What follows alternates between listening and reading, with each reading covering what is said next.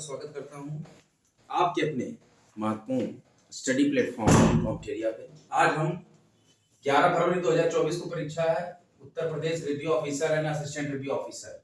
जैसा कि कॉम्पिटेरिया ने आपको वादा किया था कि हम कुछ क्रैश क्लासेस चलाएंगे। आइए स्टार्ट करते हैं बिना समय गवाए।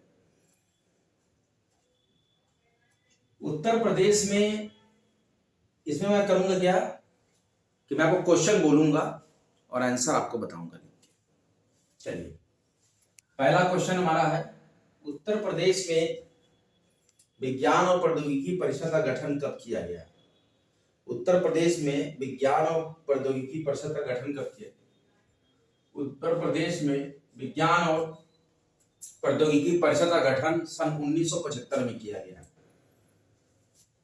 दूसरा क्वेश्चन, उत्तर प्रदेश में इंदिरा गांधी नक्षत्रशाला कहाँ है? उत्तर प्रदेश में इंदिरा गांधी नक्षत्रशाला कहाँ है? उत्तर प्रदेश में इंदिरा गांधी नक्षत्रशाला लखनऊ में है। उत्तर प्रदेश में इंदिरा गांधी नक्षत्रशाला लखनऊ में है।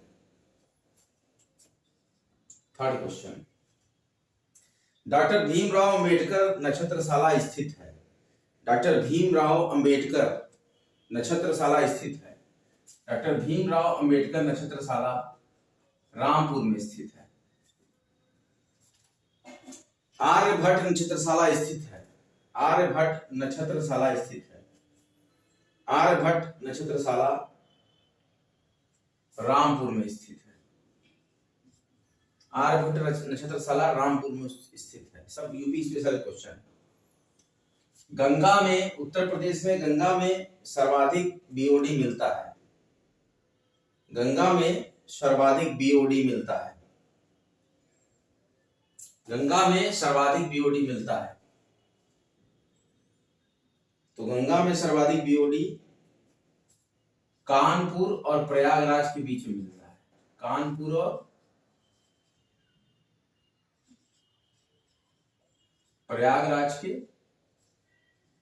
बीच में मिलता है। गंगा में सर्वाधिक बीओडी मिलता है कानपुर और प्रयागराज के बीच में। ये सारा स्पेशल का क्वेश्चन है यूपी का, जो कि आप एकदम कर जाइए। इसमें से मैं गारंटी देता हूं कि यूपी स्पेशल फंसेगा ही फंसेगा। विज्ञान नगरी उत्तर प्रदेश में अवस्थित है।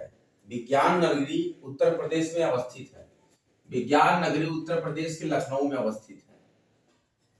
विज्ञान नगरी उत्तर प्रदेश के लखनऊ में अवस्थित है। विज्ञान नगरी उत्तर प्रदेश के लखनऊ में अवस्थित है। उत्तर प्रदेश में आईटी सिटी की स्थापना की जा रही है।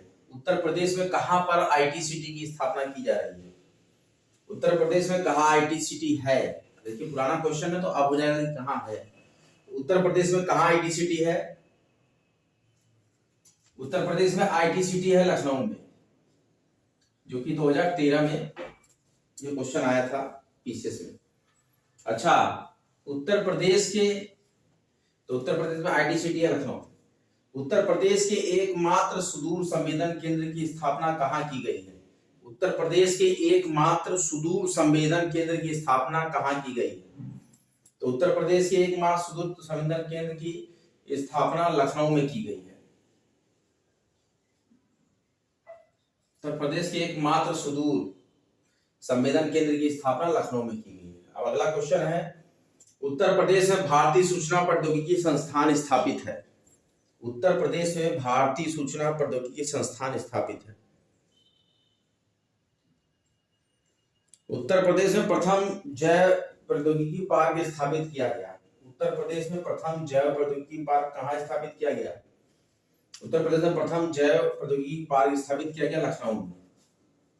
कहां पे? जैव प्रौद्योगिकी पार्क उत्तर प्रदेश में सबसे पहले लखनऊ में स्थापित किया गया। यूपी की ये बात कर रहे हैं। अच्छा, गंगा को राष्ट्रीय नदी का दर्जा दिया गया कब? गंगा को राष्ट्रीय नदी का दर्जा कब दिया गया? गंगा को राष्ट्रीय नदी का दर्जा नवंबर 2008 में दिया गया। कब दिया गया?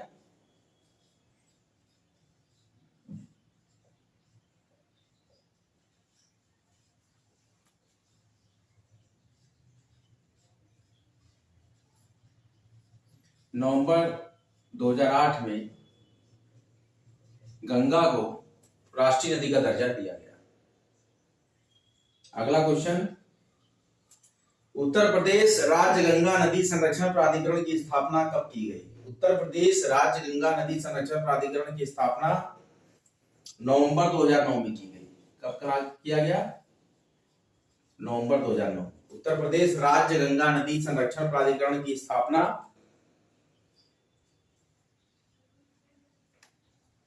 नवंबर 2009 में किया गया।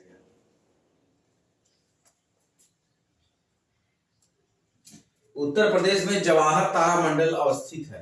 उत्तर प्रदेश में जवाहर तारामंडल अवस्थित है। उत्तर प्रदेश में जवाहर तारामंडल प्रयागराज में अवस्थित है। कहां पे? प्रयागराज में अवस्थित है। ये जो लेक्चर मैं काउंट एरिया यूट्यूब चैनल पे भी डालूंगा और काउंट एरिया फेसबुक पेज पे भी डालूंगा, इसलिए आप लोग इसको देख लीजिएगा। ये दोनों जगह जाएगा। जो विद्यार्थी यूट्यूब चलाते हैं वो यूट्यूब पे देख लेंगे, जो विद्यार्थी फेसबुक चलाते हैं वो फेसबुक पेज पे देख लेंगे।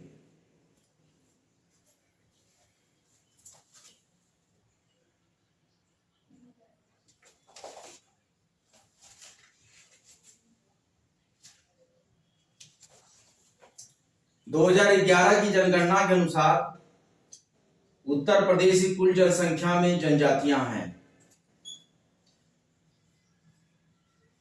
2011 की जनगणना के अनुसार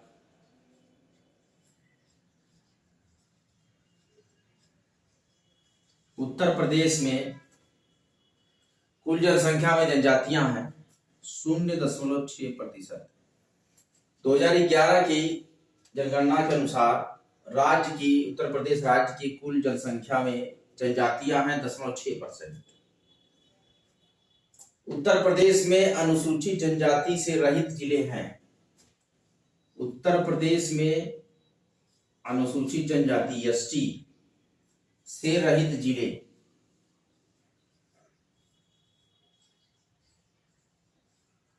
तो उत्तर प्रदेश में एसटी से रहित जिले हैं अयोध्या और जालौन। यहां पर नहीं है, अनुसूचित जनजाति है ही नहीं अयोध्या और जालौन। ये यूपी स्पेशल पढ़ा रहा हूं मैं।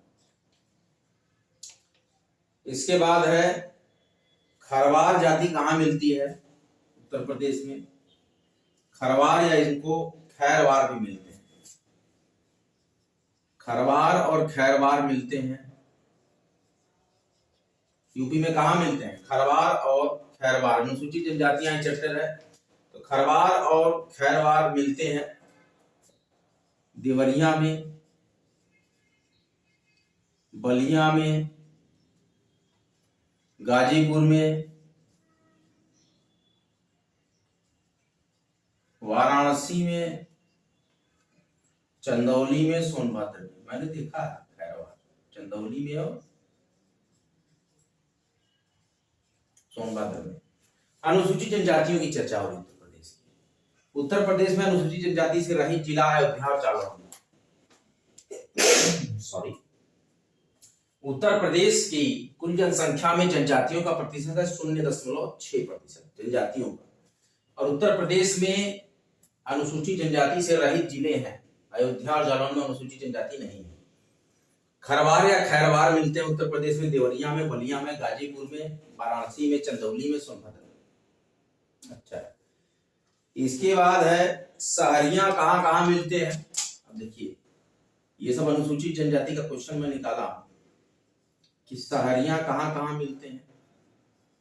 सहरिया जाति मिलती है, क्वेश्चन आएगा, लोग अन्यथा न ले, क्वेश्चन आएगा इसमें से। सहरिया जाति मिलती है ललितपुर में।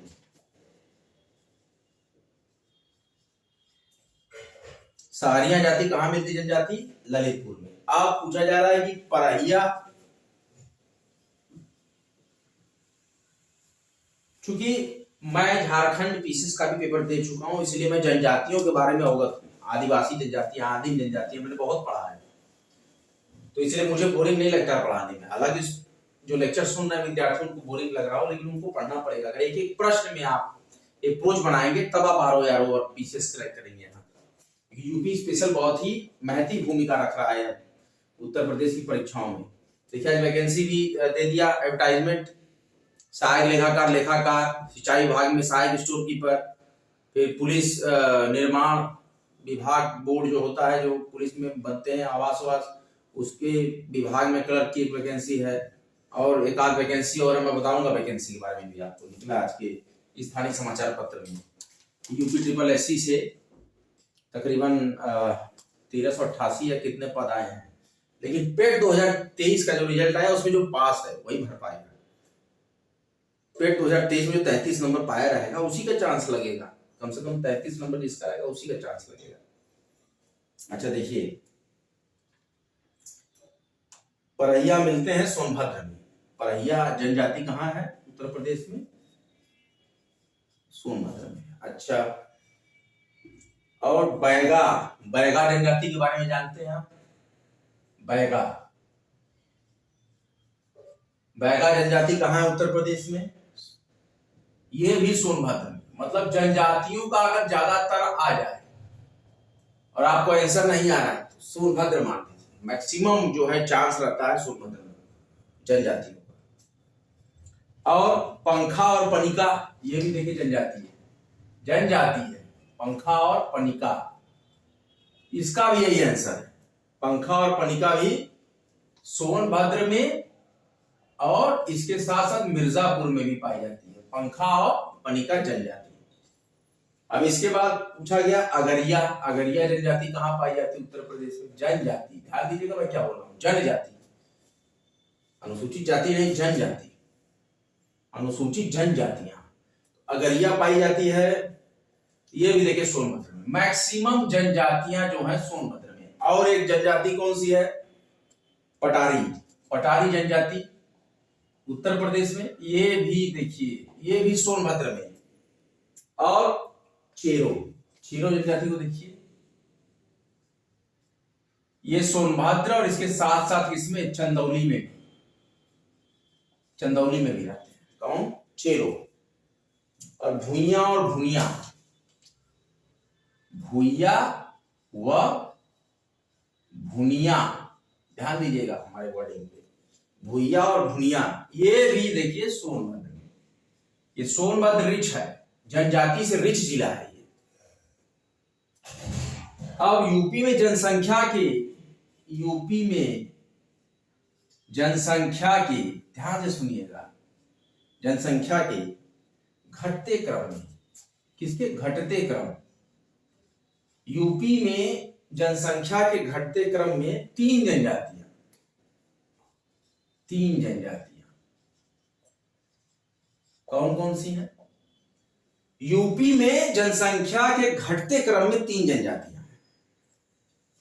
कौन है? गोंड है, गोंड है। उससे कम क्या है? खरवार है, उससे कम खरवार है। और उससे कम क्या है? थारू है।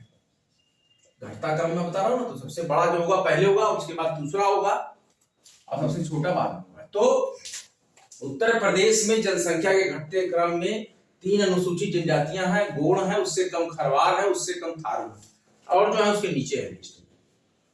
तो सबसे ज्यादा गोंड है यूपी में जनजाति में, उसके बाद खरवार है और उसके बाद थारू है। तीन जब पूछेगा। अब देखिए, अब हम जानेंगे कि इनका सांस्कृतिक परिचय क्या है। इन लोगों का सांस्कृतिक परिचय, उत्तर प्रदेश के अनुसूचित जनजाति के लोगों का सांस्कृतिक परिचय क्या है, क्या संस्कृति है, क्या सभ्यता है, किस धर्म को मानते हैं, किस धर्म को नहीं मानते हैं, किस संप्रदाय को मानते हैं, किस पंथ को मानते हैं। तो इनका सांस्कृतिक परिचय में अपने को किरातवंशी कहने वाले थारू ये कहां निवास करते हैं? अपने को किरातवंशी, किरातवंशीय थारू उत्तर प्रदेश में कहां रहते हैं? किरातवंशीय थारू उत्तर प्रदेश में कहां रहते हैं? तो देखिए, ये रहते हैं महाराजगंज। क्वेश्चन टफ करेगा तो यही सब क्वेश्चन देगा। सिद्धार्थनगर,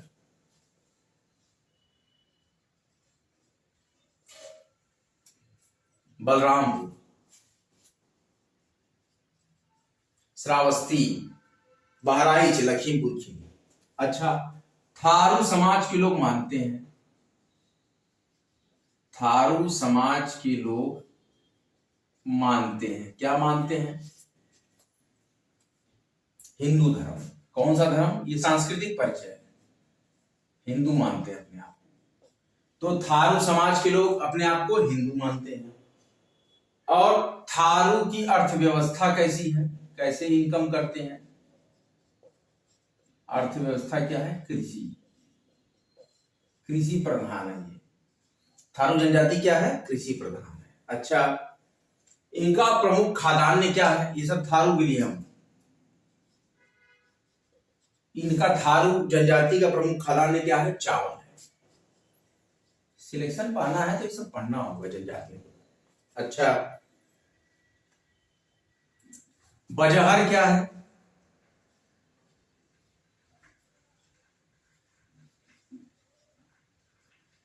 थारू समाज के लिए बजहर क्या है? थारू समाज के लिए थारू लोग का क्या है? बजहर क्या है? थारू लोग के संप्रदाय में बजहर का मतलब क्या होता है? जब ये सांस्कृतिक परिचय आप ले रहे हैं तो संस्कृति सभ्यता से संबंधित क्या है? ये बजहर क्या है? थारू बजहर किसको कहते हैं? तो बजहरा है थारू लोगों का एक पारंपरिक त्योहार। क्या है? पारंपरिक त्योहार। बजहर जो है थारू समाज के लोगों का एक पारंपरिक त्योहार।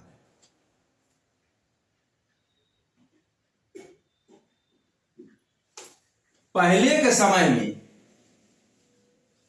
थारू समाज कैसा था? पहले के समय में थारू समाज कैसा था? मातृसत्तात्मक था, पितृसत्तात्मक था। तो पहले का मतलब आज की बात नहीं कर रहे, पहले के समय में थारू समाज मातृसत्तात्मक था।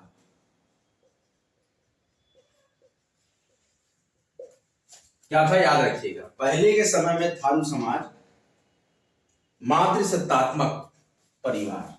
क्या था? मातृसत्तात्मक परिवार। थारू लोगों में विवाह बिचौलिए के माध्यम से तय होता है और विवाह रस्म का संपादन कराया जाता है। तो इनके विवाह रस्म का संपादन कौन करता है? थारू समाज के विवाह रस्म का संपादन कौन करता है? पुरोहित द्वारा।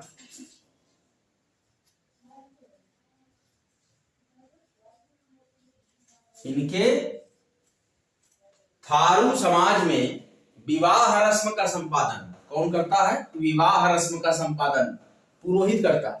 ध्यान दीजिएगा, यह सांस्कृतिक परिचय है जनजातियों का।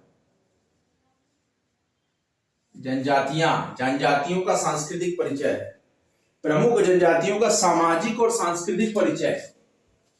जनजातियों का सामाजिक, ध्यान दीजिए विद्यार्थियों, एवं सांस्कृतिक परिचय। जनजातियों का, उत्तर प्रदेश की जनजातियों का सामाजिक और सांस्कृतिक परिचय। बहुत ही अच्छा ये कंटेंट है कि थारू में विवाह के रस्म का संपादन कौन करता है? पुरोहित द्वारा। थारू लोगों में दहेज प्रथा का प्रचलन, थारू लोगों में दहेज प्रथा का प्रचलन, बताइए यस या नो, आंसर दीजिए। इस क्वेश्चन का आंसर आप कमेंट बॉक्स में देंगे। अच्छा, अब मैं एक चीज पूछ रहा हूं, जो क्वेश्चन मैंने देखा था एकदम आया हुआ क्वेश्चन है, आप ध्यान दीजिएगा जो मैं बताऊंगा। बड़वायक क्वेश्चन आ गया आपके पास आरो में, तो जवाब देंगे आप। बड़वायक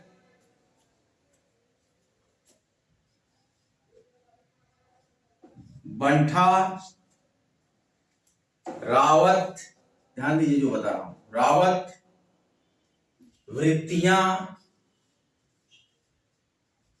वृत्तियां महतो, ध्यान से सुनिए, महतो, डहैत, आदि थारू लोगों के हैं। क्या है थारू लोगों के? आदि थारू लोगों के हैं, क्वेश्चन मार्क। ये बड़वायक, बंठा, रावत, वृत्तियां, महतो, डहैत, ये थारू जनजाति के लोगों के लिए क्या है? क्या इस शब्द का मतलब?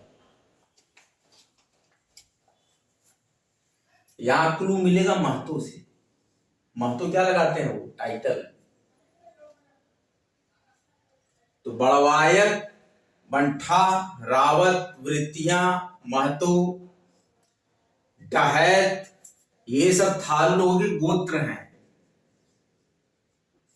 जैसे आपके गोत्र होते हैं ऋषि के नाम पे, 12 ऋषि के, उस तरह से गोत्र होते हैं। जनजाति जो थारू है उनके गोत्र हैं बड़वायक, बंठा, रावत, वृत्तियां, महतो। तो ये जहां भी टाइटल देखा करिए तो समझा करिए ये थारू लोगों के गोत्र हैं, थारू है वो समाज के। अच्छा,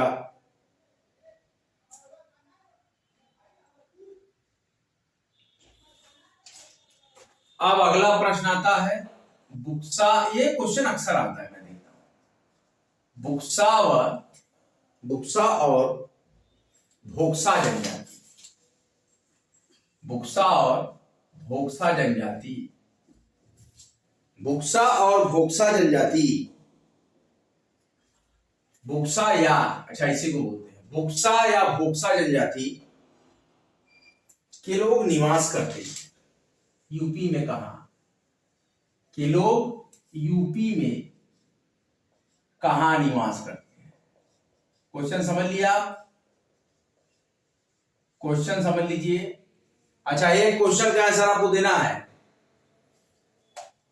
कि थारू लोग में दहेज प्रथा का प्रचलन है कि नहीं। थारू जनजाति में दहेज प्रथा का प्रचलन है या नहीं है, ये क्वेश्चन का आंसर आपको कमेंट बॉक्स में देना होगा। इसको मैं चेक करूंगा अपने कमेंट बॉक्स को। अच्छा देखिए, बुक्सा या भोक्सा जनजाति के लोग यूपी में कहां निवास करते हैं?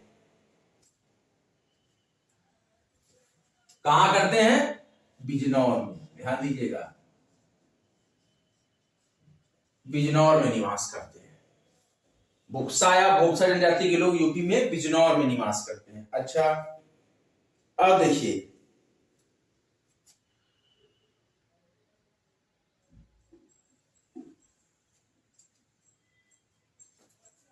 बुक्सा कौन सा धर्म मानते हैं?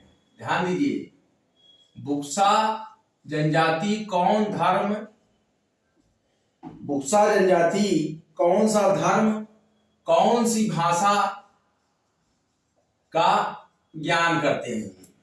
अपना पैतृक या पितृ संतात्मक या मातृ संतात्मक है वो, तो किस भाषा को बोलते हैं?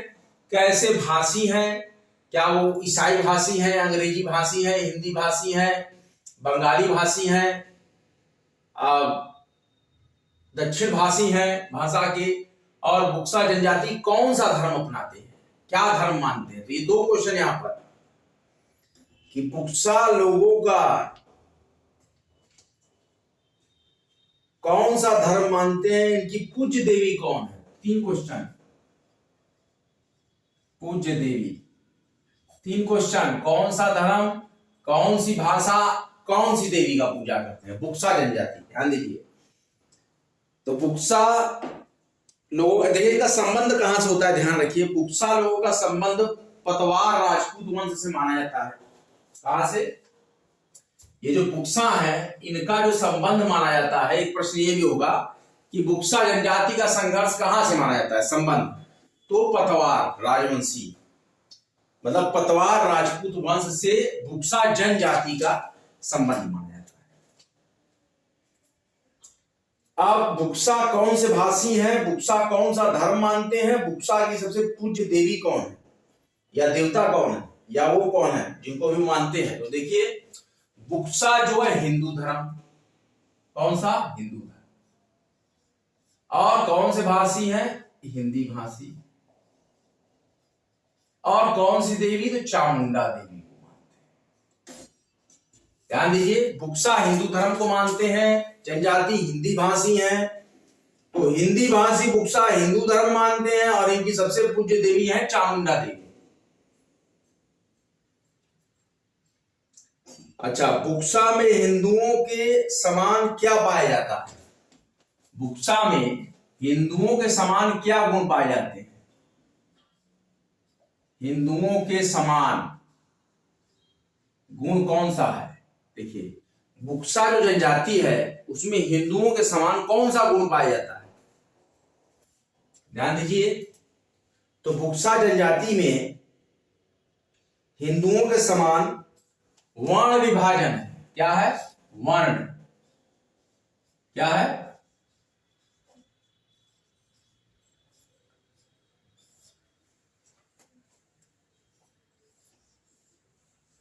वर्ण विभाजन। तो बुक्सा जनजाति में हिंदुओं के समान कौन सा गुण है? बुक्सा जनजाति में हिंदुओं के समान कौन सा गुण पाया जाता है? जैसे हिंदू में वर्ण विभाजन है, ब्राह्मण, क्षत्रिय, वैश्य, शूद्र, उस तरह बुक्सा जनजाति में भी वर्ण होते हैं, वर्ण का विभाजन होता है। अच्छा, देखिए, बहुत इंपॉर्टेंट। अब हम उपजातियों की बात करेंगे। बहुत ही अच्छे मोड़ पे आ गया है क्वेश्चन। हम लेक्चर दे रहे हैं उत्तर प्रदेश समीक्षा अधिकारी, सहायक समीक्षा अधिकारी 2023 परीक्षा के लिए उत्तर प्रदेश स्पेशल। थोड़ा सा हम पॉलिटी भी आपको इसमें पढ़ाएंगे, पॉलिटी का सेक्शन पढ़ाएंगे भी, जरा इसको जाति जनजाति को थोड़ा सा कवर कर लें, इसके बाद आपको पॉलिटी भी पढ़ाएंगे। देखिए, उपजातियां क्या है? उपजातियां कौन कौन सी उपजातियां? अब आपको बताना है किस जनजाति की उपजाति है। मैं लिखूंगा निरंतर इनका नाम। सूरजवंशी। कौन सी? सूरजवंशी। पटबंदी। आपको बताना है किस जनजाति की ये उपजातियां हैं। पटबंदी, दौलतबंदी, ध्यान दीजिए विद्यार्थियों, दौलतबंदी, खेरी, ये किस जाति की उपजातियां हैं? राउत, मांगती, मोझयाली, ध्यान दीजिए विद्यार्थियों, मोझयाली, गोजू, ये सारी उपजातियां हैं। अर्मिया, ये उपजातियां हैं। किस जनजाति की ये उपजातियां हैं? किसकी? ये उपजातियां हैं। अगर ये क्वेश्चन क्या है कि सूरजवंशी, पटबंदी, दौलतबंदी, खेरी, राउत, मांगती, मोझयाली, गोजू, अर्मिया, ये उपजातियां किस जनजाति की हैं? तो ये हैं खरवार की। किसकी है? खरवार जनजाति की उपजातियां हैं सूरजवंशी, पटबंदी, दौलतबंदी, खेरी, राउत, मांगती, मोझयाली, गोजू, अर्मिया, ये सारी उपजातियां खरवार जनजाति की। अच्छा, खरवार कौन सा धर्म मानते हैं? खरवार कौन धर्म मानते हैं? क्वेश्चन पहला, ये खरवार जनजाति कौन सा धर्म मानती है और इनका नृत्य क्या है? देखिए, जनजातियां नृत्य करती हैं, उनके एक स्पेशल त्योहार होते हैं, फेस्टिवल होते हैं जिसमें नृत्य के शौकीन होते हैं। तो खरवार कौन सा धर्म मानते हैं और इनका प्रमुख नृत्य क्या है? इनका प्रमुख नृत्य क्या है खरवारों का, जनजाति का? तो देखिए, खरवार हिंदू धर्म मानते हैं। कौन सा धर्म मानते हैं खरवार? हिंदू धर्म। ये वाराणसी में भी पाए जाते हैं। तो देखिए, खरवार जो है कौन सा धर्म मानते हैं? खरवार हिंदू धर्म मानते हैं। ध्यान रखिएगा विद्यार्थियों, ये जो Uttar Pradesh review officer, assistant review officer की परीक्षा आप देने जा रहे हैं, ये कोई साधारण एग्जाम नहीं, बहुत ही महत्वपूर्ण एग्जाम है। हमारे एक फेसबुक मित्र हैं, काफी दिनों से, बहुत अच्छा वो जॉब करते हैं समीक्षा अधिकारी में, और वो यूपी पीसीएस के लिए भी प्रयासरत हैं, प्रयास कर रहे हैं। बहुत ही जल्द वो एसडीएम बनने के लिए तत्पर हैं, और वो मुझे लगता है कि इस बार 2023 का रिजल्ट आया है, तो उसमें तो नहीं आया मुझे नाम, लेकिन 24 तक शायद वो 24 वाले में बन जाए।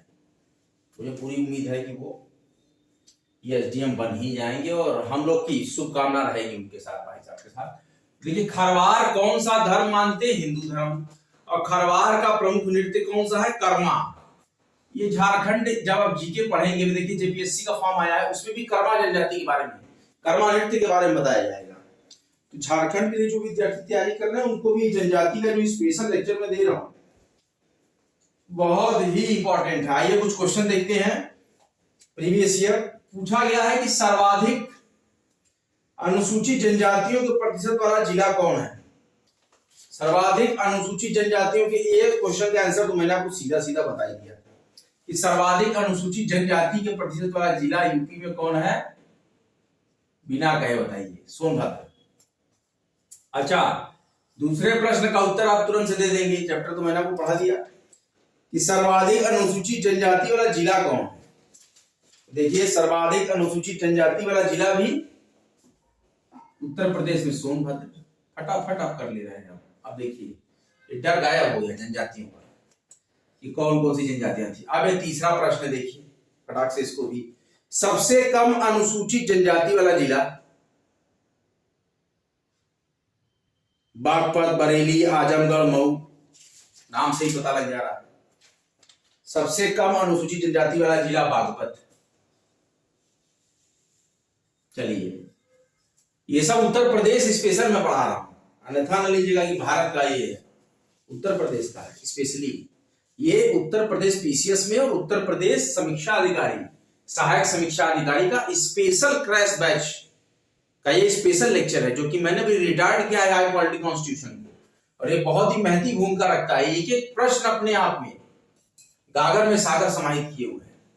निश्चित तौर पे प्रश्न आपको मिलेंगे, कोई शक ही नहीं है कि इसमें से प्रश्न न फंसे। 100% गारंटी है, क्वेश्चन आएंगे ही आएंगे।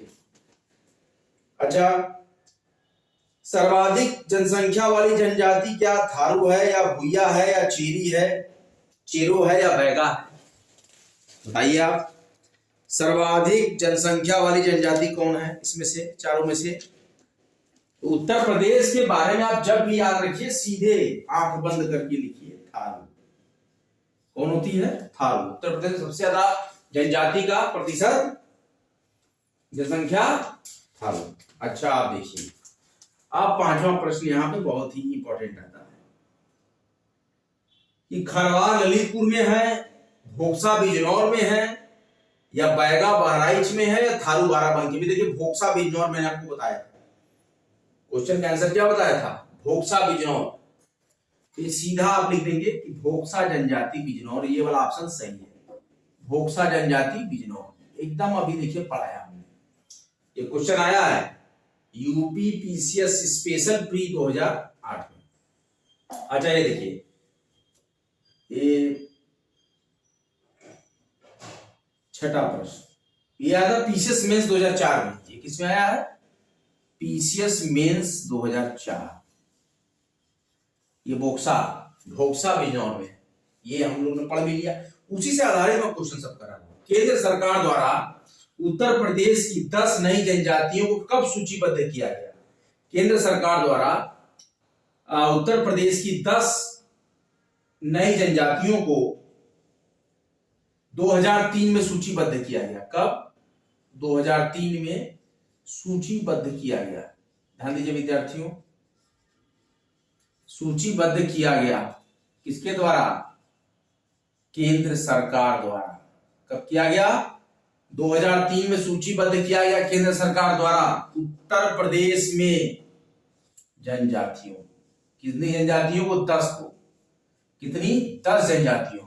ये ध्यान रखिएगा, 10 नई जनजातियों को। अच्छा, परहिया जनजाति कहां रहती है? क्वेश्चन बताइए, अभी हमने पढ़ाया था आपको। परैया कहां था? परैया जनजाति उत्तर प्रदेश में कहां निवास करती है? अभी मैंने पढ़ाया आपको, परैया जनजाति उत्तर प्रदेश में सोनभद्र में। जो न समझ में आया उसका आंसर सीधा सोनभद्र में। कहीं कहीं वो चंदौली और थोड़ा सा मिर्जापुर में भी है कुछ जनजातियां, लेकिन साथ में ही है, अलग से नहीं है, सोनभद्र में रहेगी नहीं। सबसे ज्यादा जनजाति वाला जिला उत्तर प्रदेश में, एकदम 100% कंफर्म जनजाति, जाति नहीं जनजाति, सोनभद्र। और भोक्सा कहां पाई जाती है? बिजनौर में तो पा गए, भोक्सा और किस जिले में? भोक्सा जनजाति और किस जिले में? ध्यान दीजिए, और किस जिले में? ये प्रश्न मैंने बना दिया है कि भोक्सा जनजाति और कौन से जिले में पाई जाती है? बिजनौर में तो थी ही, और याद रखिए आगरा में भी है भोक्सा। कहां पे है? आगरा जिला, आगरा में भी भोक्सा जनजाति पाई जाती है। चलिए, ये तो बहुत अच्छा हमने कर लिया। अब हम देख ले कि योजनाएं कौन कौन सी, योजनाओं पे जो प्रश्न है उसको कर लेते हैं। योजना का प्रश्न कर लेते हैं उत्तर प्रदेश की योजनाएं। अमरावती पुरुषोत्तम बहुउद्देशीय दिव्यांग विकास संस्थान कहां है? आप सोच नहीं सकते, आंसर है वाराणसी। चकित हो जाएगा, क्वेश्चन ये आ गया, सरेंडर। विद्यार्थी पढ़ाई नहीं तो क्या लिखेगा? कठिन से कठिन प्रश्नों का यहां पर आपके ऊपर तांडव होने वाला है। उत्तर प्रदेश समीक्षा अधिकारी हो, सहायक समीक्षा अधिकारी, हम उन प्रश्नों को खोज कर रहे हैं केवल कॉम्ट एरिया पर। ऐसे विलक्षण प्रश्न, ऐसे ऐसे कंटेंट, इतने प्योरीफाइड मटेरियल जहां से मिल जाते हैं उसको तुरंत आपके समक्ष प्रस्तुत कर देता है कॉम्ट एरिया। छात्र हित में देखिए, उत्तर प्रदेश की कितनी सुंदर योजना, जिसे ध्यान ही आपको ना पड़ेगी, ये कहा होगी कहां? आप कहीं लखनऊ आगरा मार देंगे, लेकिन है कहां ये? अमरावती पुरुषोत्तम बहुउद्देशीय दिव्यांग विकास संस्थान। कौन सा? दिव्यांग विकास संस्थान, बड़ा ही जटिल नाम। अमरावती पुरुषोत्तम बहुउद्देशीय दिव्यांग विकास संस्थान कहां है? ये याद रखिएगा, वाराणसी में। पहला प्रश्न ये। अच्छा बच्चों, दूसरा प्रश्न देखते हैं। उत्तर प्रदेश सरकार द्वारा 2009 में दिव्यांगों के लिए एक विश्वविद्यालय की स्थापना की गई। तो दिव्यांग विश्वविद्यालय, यहां ऐसे लिखिए, दिव्यांग यूनिवर्सिटी, यूपी में। ठीक है, दिव्यांग यूनिवर्सिटी यूपी में। कहां पे? ध्यान दीजिए, लखनऊ में। किस सन में? 2009। किस सन में? 2009 का क्वेश्चन, लखनऊ में। अच्छा, तीसरा प्रश्न ले लेते हैं, बहुत ही इंपॉर्टेंट प्रश्न यहां पर सूचीबद्ध किया गया कि लखनऊ में स्थित डॉक्टर शकुंतला मिश्रा राष्ट्रीय पुनर्वास विश्वविद्यालय में कितनी प्रतिशत सीटें केवल दिव्यांगों के लिए हैं? केवल दिव्यांगों के लिए शकुंतला मिश्रा विश्वविद्यालय, केवल दिव्यांगों के लिए। ध्यान दीजिए विद्यार्थियों,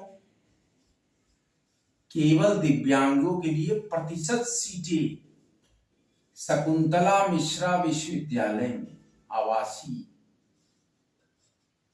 कितने प्रतिशत सीटें केवल दिव्यांगों के लिए? लखनऊ स्थित डॉक्टर शकुंतला मिश्रा राष्ट्रीय पुनर्वास विश्वविद्यालय में कितनी प्रतिशत सीटें केवल दिव्यांगों के लिए हैं?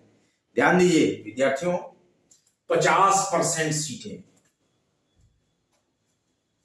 लखनऊ स्थित डॉक्टर शकुंतला मिश्रा राष्ट्रीय पुनर्वास विश्वविद्यालय में केवल दिव्यांगों के लिए प्रतिशत सीट निर्धारण 50%। अगला क्वेश्चन देते हैं। उत्तर प्रदेश में बच्चों के अधिकारों के संरक्षण के लिए बाल अधिकार संरक्षण आयोग का प्रथम गठन कब किया गया? तो उत्तर प्रदेश में बच्चों के अधिकारों के संरक्षण के लिए बाल अधिकार संरक्षण आयोग, बाल अधिकार संरक्षण आयोग उत्तर प्रदेश में प्रथम गठन, ध्यान दीजिए 2013, सबसे पहला, ध्यान दीजिएगा, उत्तर प्रदेश में बच्चों के अधिकारों के संरक्षण के लिए बाल अधिकार संरक्षण आयोग का प्रथम गठन 2013 में किया गया उत्तर प्रदेश में। दृष्टिबाधितों के विद्यालयों को क्या कहा जाता है? ध्यान दीजिए, दृष्टि बाधितों के विद्यालयों को क्या कहा जाता है? विद्यार्थी खुश हैं, लेकिन मैं इसका आंसर नहीं बताऊंगा, ये आंसर कमेंट बॉक्स में आप देंगे। दृष्टि बाधितों के विद्यालयों को क्या कहा जाता है? दृष्टि बाधितों के विद्यालयों को क्या कहा जाता है? पहला ऑप्शन, आप इसका आंसर लिखेंगे संकेत। दूसरा ऑप्शन प्रयास। तीसरा ऑप्शन ममता। चौथा ऑप्शन स्पर्श। ध्यान दीजिएगा, क्वेश्चन फिर से सुन लीजिए। निम्नलिखित में से दृष्टिबाधितों के विद्यालयों को कहा जाता है? क्या संकेत कहते हैं, क्या प्रयास कहते हैं, क्या ममता कहते हैं, क्या स्पर्श कहते हैं? इसका आंसर आप कमेंट बॉक्स में, आंसर कहां? कमेंट बॉक्स में।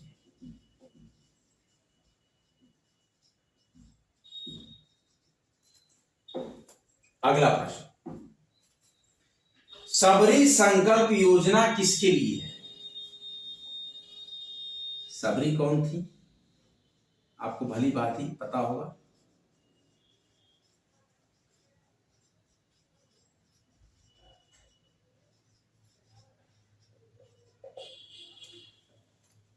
राम जी जिनके जूठे बेर खाए थे अपनी भूख मिटाने के लिए प्रेमवश, कि वो राम भक्त थी सबरी, वो थी सबरी।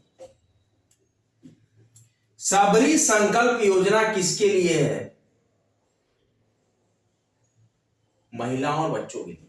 किसके लिए है? उत्तर प्रदेश में।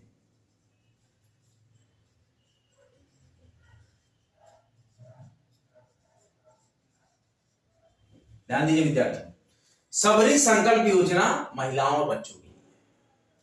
नेक्स्ट क्वेश्चन, मुख्यमंत्री सामूहिक विवाह योजना चलाई जा रही है किस सन से? मुख्यमंत्री सामूहिक विवाह योजना किस सन में से चल रही है? 2017-18 से। कब से? 2017-2018 से उत्तर प्रदेश में मुख्यमंत्री सामूहिक विवाह योजना चलाई जा रही है। अब मैं थोड़ा सा आपको पढ़ा देता हूं कि उत्तर प्रदेश में चल क्या रहा है। उत्तर प्रदेश अद्यतन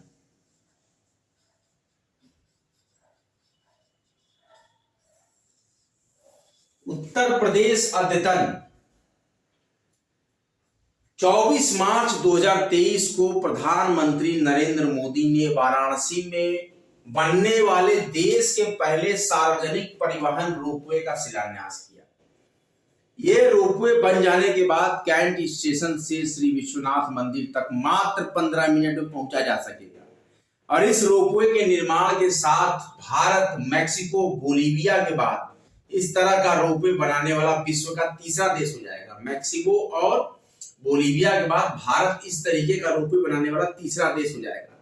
और बनारस में ही 23 मार्च 2023 को जारी एक सूचना के अनुसार भारतीय क्रिकेट कंट्रोल बोर्ड वाराणसी जिले में राजा तालाब के निकट लगभग 300 करोड़ रुपए की लागत से एक अंतरराष्ट्रीय क्रिकेट स्टेडियम बनाने जा रहा है।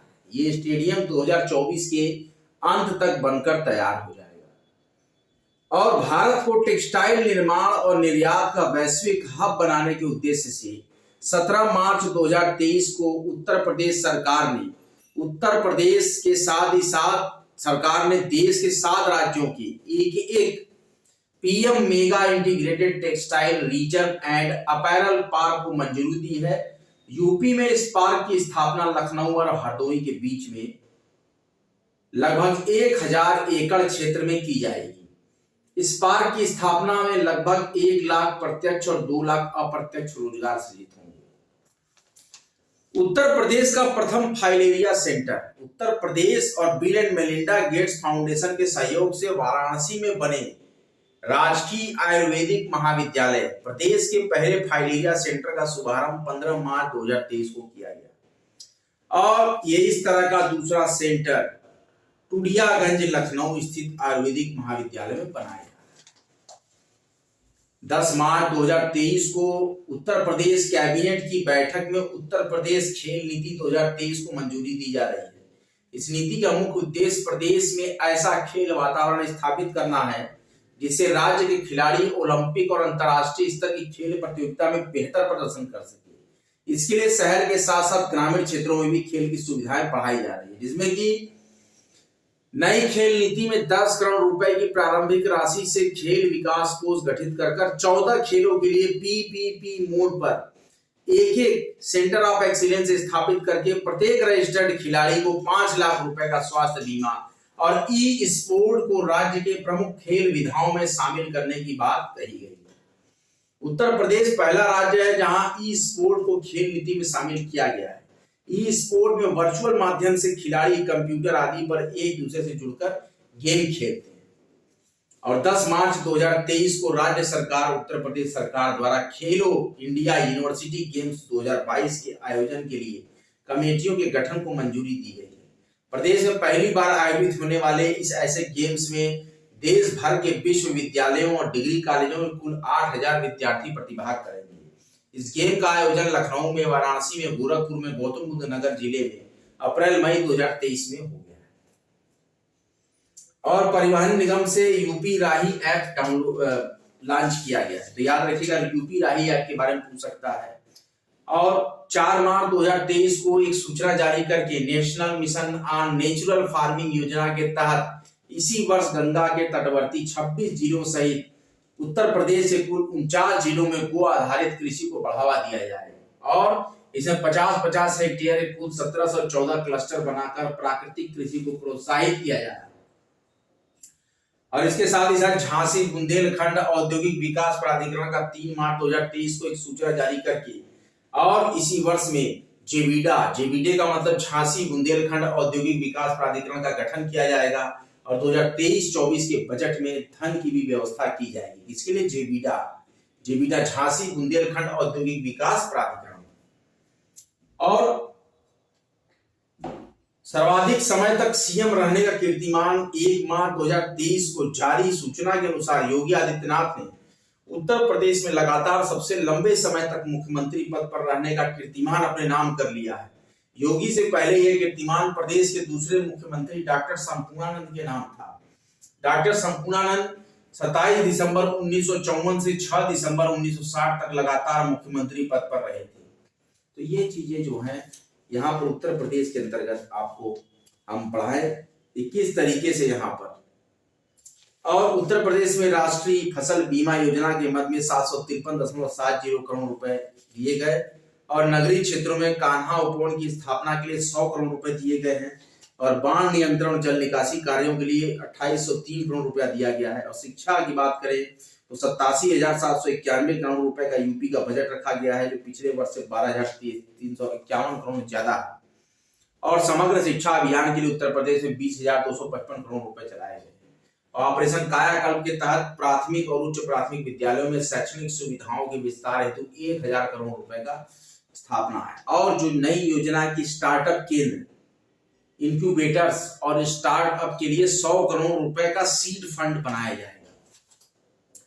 और इसके साथ ही साथ राष्ट्रीय पोषण अभियान के लिए एनीमिया मामलों में कमी लाने के लिए 455.52 करोड़ रुपए और आयुष्मान भारत प्रधानमंत्री जन आरोग्य योजना के लिए 400 करोड़ रुपए दिए गए हैं। आयुष्मान भारत मुख्यमंत्री जन आरोग्य योजना के लिए 250 करोड़ रुपए दिए गए हैं। प्रधानमंत्री आत्मनिर्भर स्वस्थ भारत योजना के लिए 1655 करोड़ रुपए दिए गए हैं। प्रधानमंत्री Ayushman Bharat health infrastructure mission योजना के लिए 1547 करोड़ दिए गए हैं। और उत्तर प्रदेश के 45 जिलों में मेडिकल कॉलेज खोले जा चुके हैं और 14 जिलों में निर्माणाधीन मेडिकल कॉलेज के लिए 2491.39 करोड़ रुपए। और उत्तर प्रदेश के शेष 16 जिलों में पीपीपी मॉडल पर मेडिकल कॉलेज खोले गए हैं। उत्तर प्रदेश के मेडिकल कॉलेजों में एमबीबीएस और पीजी की सीटें बढ़ाने के लिए 156 करोड़ रुपए और लखनऊ में केजीएमयू के लिए 1000.90 करोड़ रुपए और पीजीआई के लिए 964.9 करोड़ रुपए, लोहिया संस्थान के लिए 526 करोड़ रुपए और कैंसर संस्थान के लिए 35 करोड़ रुपए इस बजट में दिए गए हैं। दवा पर शोध करने के लिए institute of pharmaceutical research and development संस्थान की स्थापना के लिए 20 करोड़ रुपए दिए गए। और ग्रामीण क्षेत्र की बात करें तो उत्तर प्रदेश के 2.26 करोड़ घरों तक शुद्ध पेयजल पहुंचाने के लिए जल जीवन मिशन के लिए 25,350 करोड़ रुपए। ये देखिए इंपॉर्टेंट क्वेश्चन है, जल जीवन मिशन। और सबसे ज्यादा सड़क और परिवहन मेट्रो की बात करें तो लोक निर्माण विभाग के लिए 31,717 करोड़ रुपए का बजट यहां पर पास किया गया। और पहली फिल्म स्टूडियो भी उत्तर प्रदेश में बनाई गई, लखनऊ में कुर्सी देवर रोड पर 27 एकड़ क्षेत्र में बनाई जा रही है। फिल्म शूटिंग से संबंधित सभी आवश्यक सुविधाओं की सुसज्जित स्टूडियो और इसमें अपर कार्यकारी अधिकारी इन्वेस्ट और लखनऊ फिल्म टूरिज्म के मध्य समझौता ज्ञापन पर हस्ताक्षर कर लिया गया है।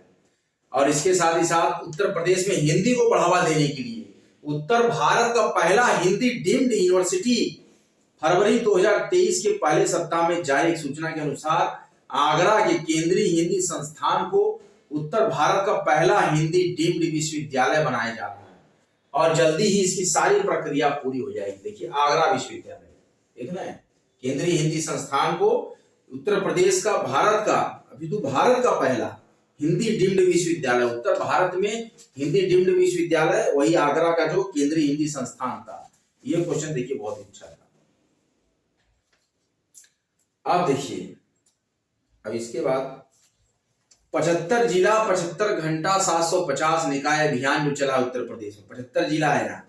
आजादी के अमृत महोत्सव के उपलक्ष्य में स्वच्छ भारत मिशन शहरी के तहत अभियान पूर्वक नगरीय निकाय को स्वच्छ करने के लिए लोगों को स्वच्छता के प्रति जागरूक करने के उद्देश्य से 1 से 3 दिसंबर 2022 तक प्रदेश में 75 जिला 75 घंटे 750 निकाय अभियान चलाया गया। इस तरीके से महत्वपूर्ण चीजें हुई। और अगला हम लेक्चर और ले लेंगे, आज का लेक्चर यही है।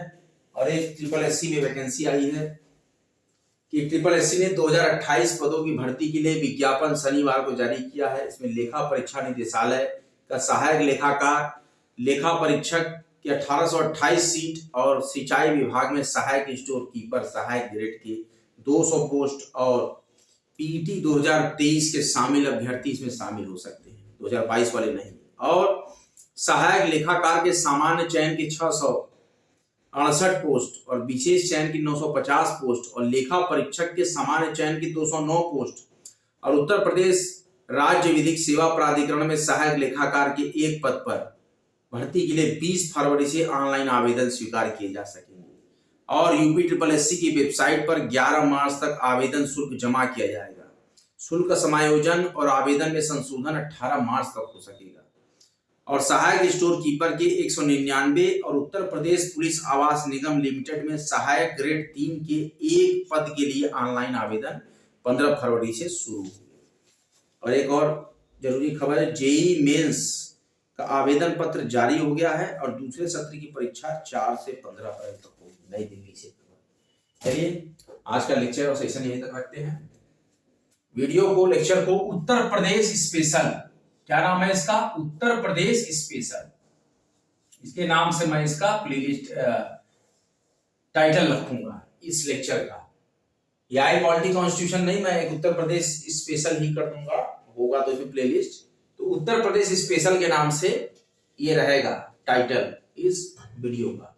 वीडियो को भारी मात्रा में लाइक कीजिए, शेयर कीजिए। वीडियो में जो 2 क्वेश्चन का आंसर हमने पूछा उसको बताइएगा कमेंट बॉक्स में, और कॉमथेरिया चैनल को सब्सक्राइब कीजिएगा। आज का लेक्चर यहीं तक। Study harder and achieve your goal. Free education world wide का ये महत्वपूर्ण आई polity constitution Uttar Pradesh special का ये प्लेटफॉर्म को कैसा लगा कमेंट बॉक्स में लिखिएगा।